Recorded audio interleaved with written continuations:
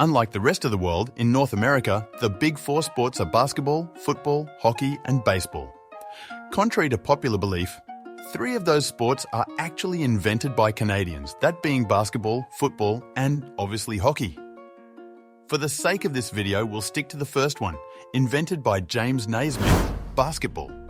Now, the popularity of these sports differs from province to province, state to state, city to city, and township to township. Football is the #1 sport in Florida, but they're also a hotbed for baseball and have produced NBA stars like Vince Carter and Tracy McGrady.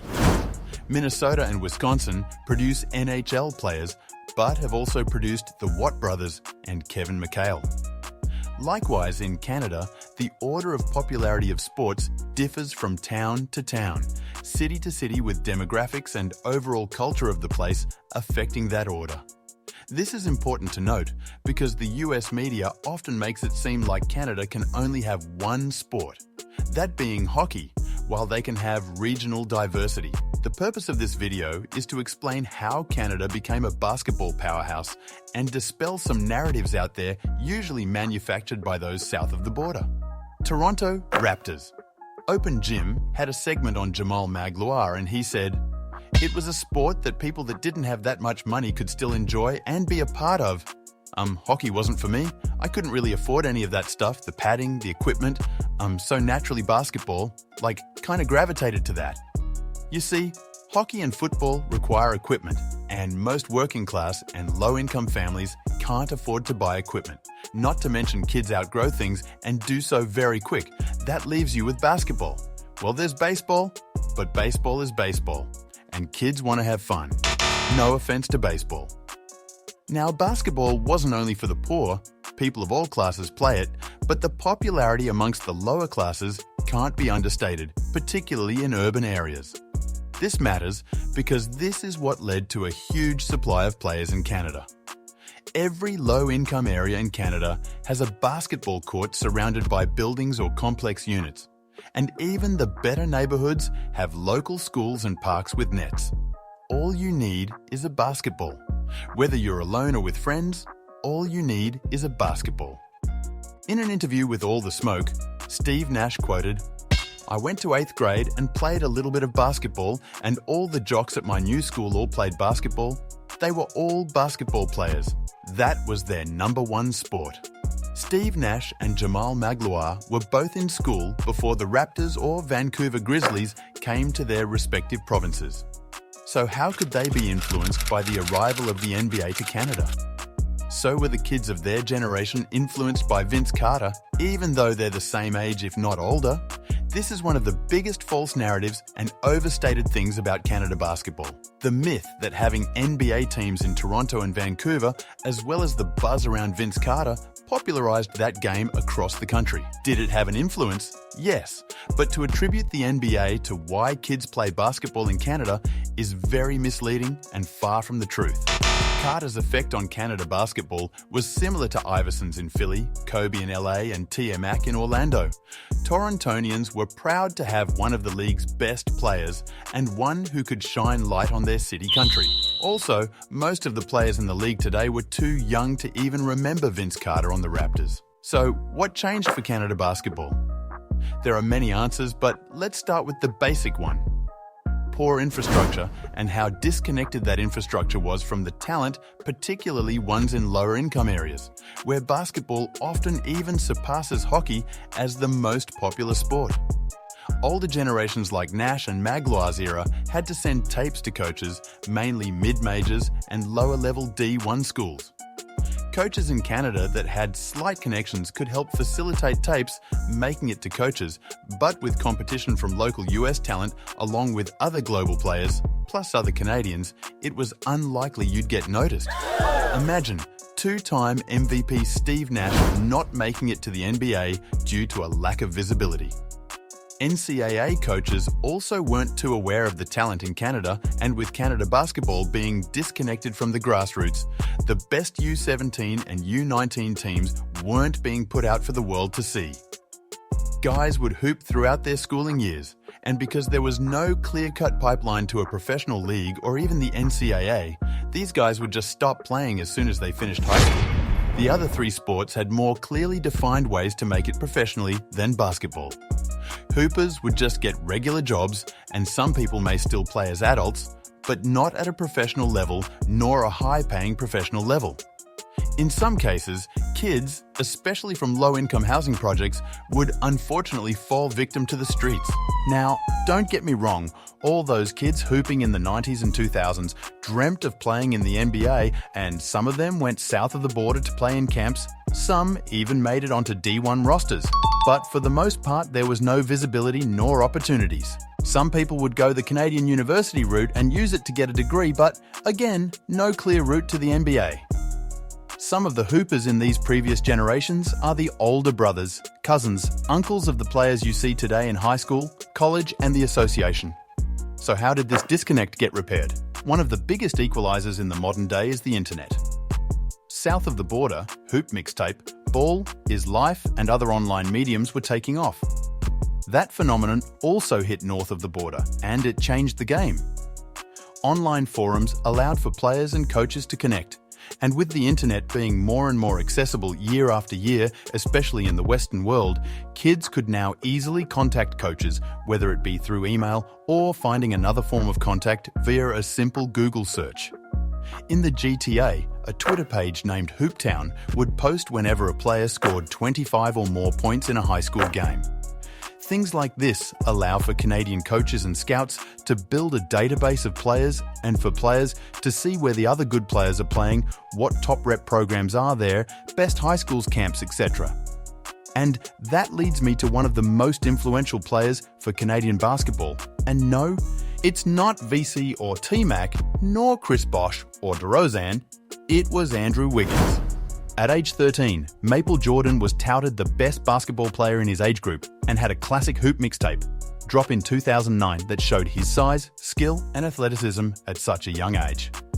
Mind you, this was the era when the basketball world met the internet and players going viral started to become a thing, particularly in the high school circuits.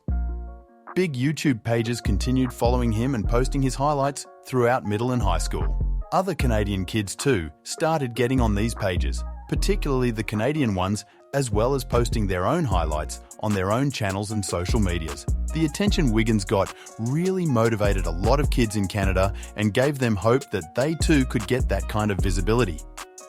The late 2000s, early 2010s was a time when US coaches started to really notice the number of good high school players in Canada. At the same time, the mid-late 2000s was a time when a number of new provincial programs were made.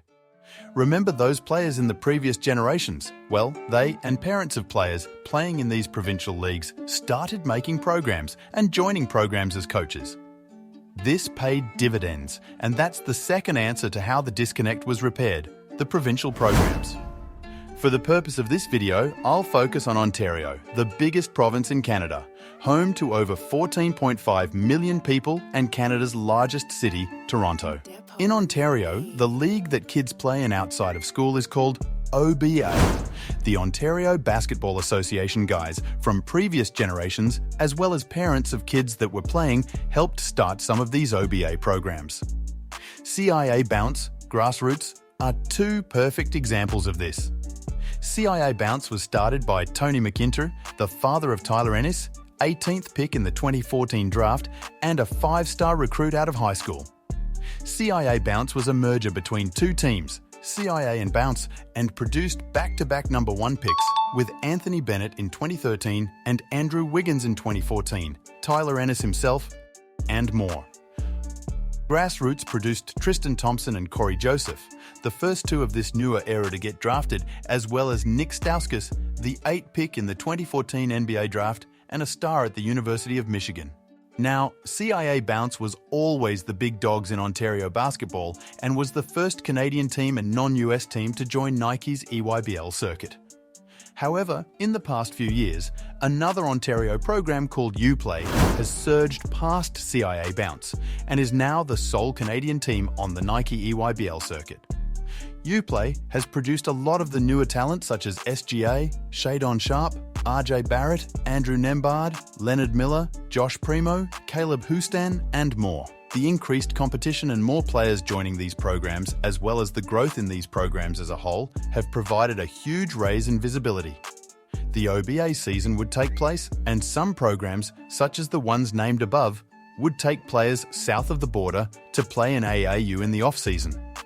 Coaches on these teams became more known in the basketball world, and with these programs and the internet, Canadian talent was flooding the US high school prep scene. Players would play in Canada up to grade 10 or 11 and would play 1-2 years in the States, then go to a top program. This generation wasn't going to the Santa Claras and Iowas anymore, but the Kentucky, Kansas, Dukes, and other top D1 programs. A little story: before moving across the country to BC, Kelly Olynyk and Corey Joseph played on a popular OBA team that was dominant in the 2000s and late 90s called Scarborough Blues. Their coach, Kelly's dad, another parent-led team, and boy, was their team dominant. One of their rare losses was to a team named Toronto 5-0, led by Steph and Seth Curry, whose dad was playing for the Raptors at the time. By the mid-2010s, Canadian basketball prep programs started to come about, retaining Canadian talent throughout the entirety of their high school career. Now, don't let that fool you. Most guys would still go south for at least grade 12, just to reaffirm the beliefs of scouts and cement their place in top D1 schools. Also, the US prep scene is the best youth basketball competition in the world. Nonetheless, Canadian prep schools such as Orangeville Prep Academy came about. Now, Orangeville District Academy isn't a new school actually. Fun fact, Edge from WWE went to Orangeville Academy. But the basketball program came about in the 2010s. This gave Canadian high school players a place to hone in on their craft, and in their backyard, they didn't have to go to the Fine Lay Preps or Montverde necessarily. Now I can say, outside of the US, no other country has more players playing at the high school, middle school, elementary level than Canada. I say that to say, even Thonmaker, who was from Australia, as well as his brother Matur, two highly touted prospects, mobile 7-footers that could shoot the ball, came all the way to Orangeville, Ontario, a small city 45 minutes north of Toronto, to play for their program. This showed how much the overall infrastructure had grown. Even international players wanted to come play in Canada, and not at the professional nor collegiate level, but the high school level. Thon and Jamal Murray were a great duo and defeated a lot of US teams during their stay there. In Jamal Murray's senior year, BioSteel and Canada Basketball partnered on the BioSteel All-Canadian Basketball game. This is the Canadian equivalent to the United States McDonald's All-American Game. Jamal Murray was the inaugural MVP and went on to ball out at Kentucky before being a lottery pick the year after going to the Denver Nuggets. This game was another showcase of all the top senior players in Canadian basketball. Other prep schools, such as Mississauga Prep, where Matur Makur transferred to, as well as the Athlete Institute in Mono, Ontario, a school that recruited Lou Dort, a native Quebecois, away from the US prep scene where he was playing for a couple of years, were examples of the growing basketball infrastructure in Canada. Both those players went on to win BioSteel All-Canadian MVP awards.